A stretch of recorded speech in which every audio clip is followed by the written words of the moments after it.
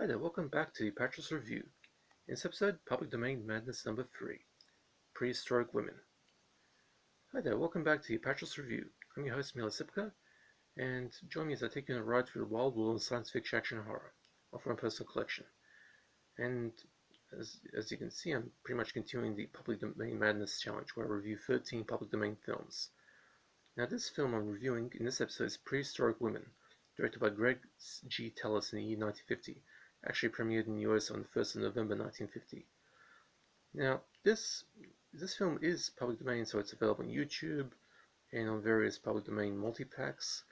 And the thing is, especially on Mill Creek, but the quality of these prints are all really bad, and I'll explain a little bit about that later. Anyway, as for the story, in prehistoric times, a tribe of Stone Age feminists decide to head out to capture some men in order to breed with and bear children. But one of the men escapes. During his time to himself, the man discovers fire and uses his invention to head back to the women and teach them a lesson, while falling in love with the feminist leader. Now, in the 1950s, there was a micro-genre of films that dealt with life in the Stone Age. Although the budgets for these films were so low, they had to make do without many of the luxuries of professional filmmaking. In the case of Prehistoric Women, writer-director Greg G. Tellis decided to make something that resembled a National Geographic documentary, with a narrator being the only means of explaining the story. There's practically no dialogue here, except for the narration and basically hand signals and body language, sound language. Although given that the events you see on the screen are so simple that you can actually watch this film with the mute button on and not miss anything. This actually plays better as a silent film. Try that out if you can. Now, being made for practically peanuts, Prehistoric Women is never going to win any sort of awards of historical accuracy. Indeed, this is one of the shabbiest and most unconvincing cave dramas ever made. It is nice to know that 1950s era beauty products were among mankind's first inventions, with the cave women all having nice permed big hair, plugged bodies and shaved legs. Indeed, those legs tend to grab the viewer's attention, making this sort of a 1950s skin flick. Although there is no actual nudity here, except for that swan dive scene, which I'll explain later. Lipstick, makeup, and blush and wide plethora of Stone Age animal fur miniskirts.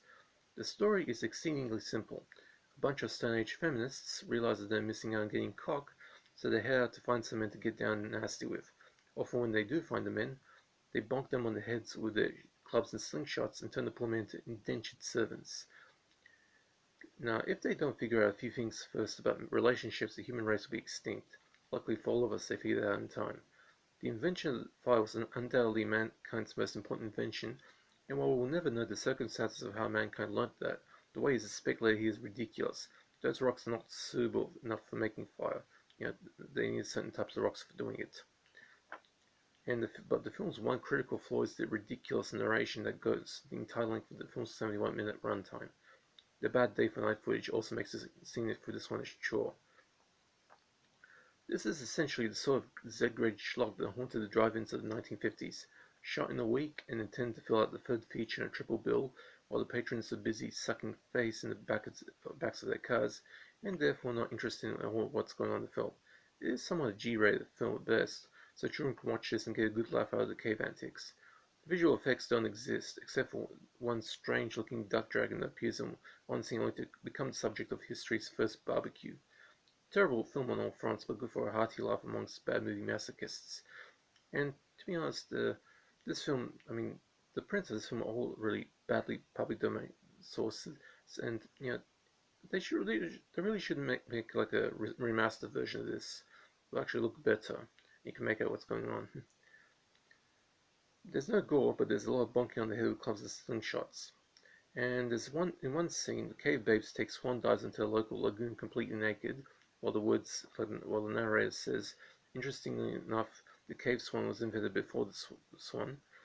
But the problem is that they're in a pretty far distance, and the almost indecipherably dark print makes it almost impossible to see anything except for some very distant boobs. Even adjusting the contrast on your TV won't help due to the very bad condition of just about all these public domain DVD prints. So, Prehistoric Women falls squarely on its ass with a D- rating, 1 out of 10. It's a terrible film, completely.